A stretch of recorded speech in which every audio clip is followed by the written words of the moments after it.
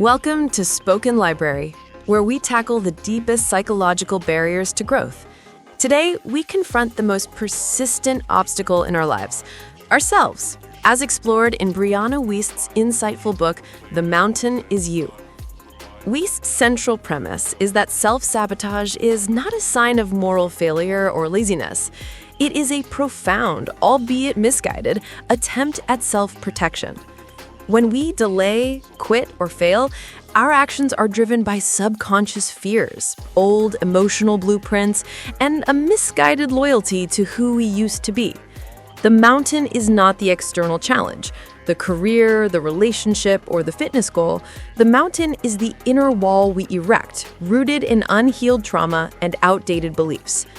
This summary will guide you through 3 transformative stages: understanding the roots of sabotage, the blueprint for emotional maturity, and the path to self-mastery. Let us begin by exposing the true nature of self-sabotage. Wiest argues that self-sabotage is always a function of the subconscious mind trying to keep you safe based on its previous experiences. 1. Sabotage as misguided loyalty. The first root of sabotage is loyalty to our past self. Often, we define ourselves by the pain we have experienced or the limits we have accepted. When we attempt massive positive change, like starting a successful business or committing to a healthy relationship, the subconscious views this new, better reality as dangerous because it's unknown. Your subconscious mind asks, if I achieve this success, who will I be? Will I lose my friends? Will I attract attention that led to pain before? Sabotage is the mind's way of saying it's safer to stay who I was than risk becoming who I might be. 2.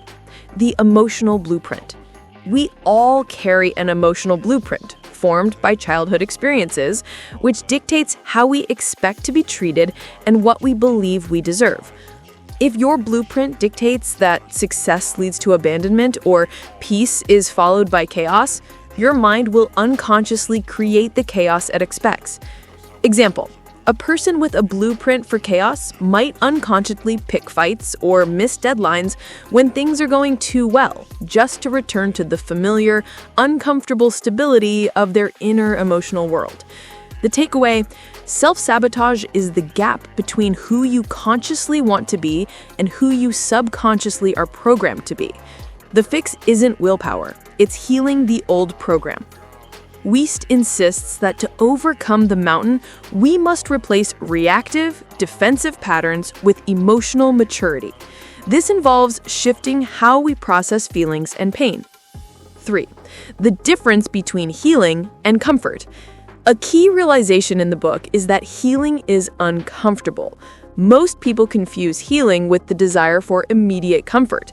When the healing process forces us to confront painful memories or make difficult choices, we retreat back into the comfortable pain of self-sabotage.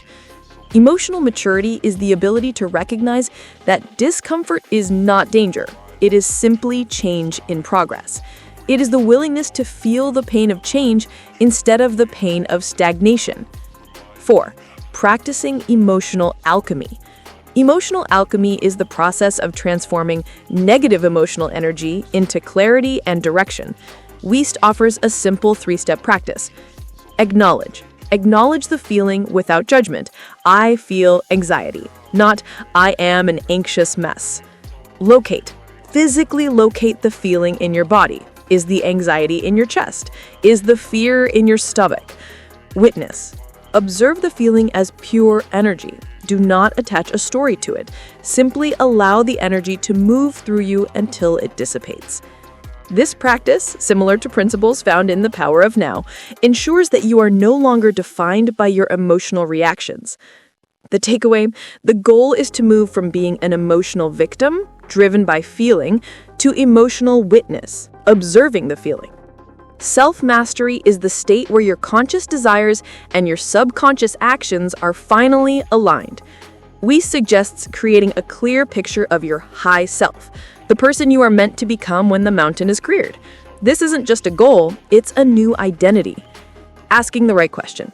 When faced with the choice that triggers self-sabotage, stop and ask, What would the version of me who is already healed do in this moment?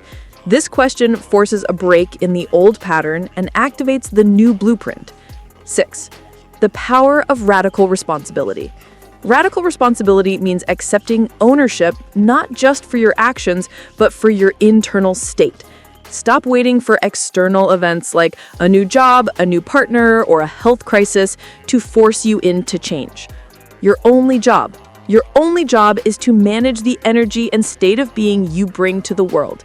When you take radical responsibility for your internal world, the external world must rearrange itself to match your new reality. The key to overcoming the mountain is realizing that you don't climb it, you dissolve it by accepting who you are, healing what has held you back, and intentionally choosing your highest identity in every present moment. The Mountain is You is a profound manual for understanding that your greatest achievements are always preceded by your deepest inner healing. You are not fighting the world, you are reconciling with yourself. Here is your immediate actionable step from Spoken Library today. Identify your sabotage pattern. Identify one specific, recurring way you sabotage your own success, like procrastination, picking fights, or impulsively spending. When that pattern starts today, apply the witnessing technique.